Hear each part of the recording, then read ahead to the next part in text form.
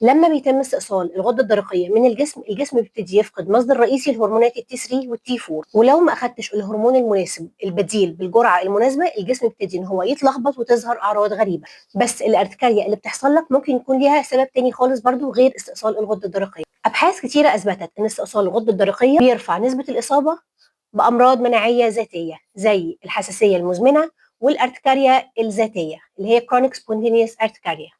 وده بيحصل لان المناعه بتبقى مش مظبوطه وتحليل الاي جي اي غالبا بيبقى عالي بس مش دايما. اهم خطوه في العلاج دلوقتي ان انت تتاكدي ان انت تكوني بتاخدي الهرمون البديل بتاع تي 3 وتي 4 وبتاخديه كمان بالجرعه المناسبه. اما بالنسبه للارتكاريا هنمشي على الخطه اللي انا محفظاها لكم دايما. اول حاجه هنمشي بمضادات الانتي هيستامين زي التلفاست او الاريوس او الايفاستين. اول حاجه هنبتدي بقرص واحد بس من كل نوع، يعني هناخد مثلا تلفاست 180 قرص واحد بس. وبعد كده لو ما جابش نتيجه ناخد قرصين من التلفاست، واحد الصبح واحد بالليل.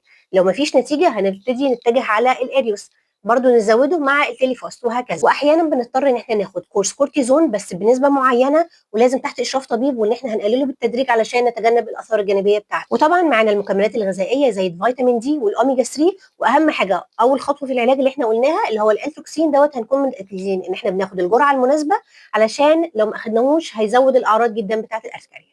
رسالتي موجهه لحياه العربي، من فضلك ما تلعبيش لوحدك، الحاله دي شائعه بالنسبه لناس كتيره جدا. ويا ريت ان انت تبعتي الفيديو دوت لاي حد جات له اعراض جلديه سواء ارتكاريا او غيرها بعد استئصال الغده الدرقيه، علشان دي عرض شائع جدا.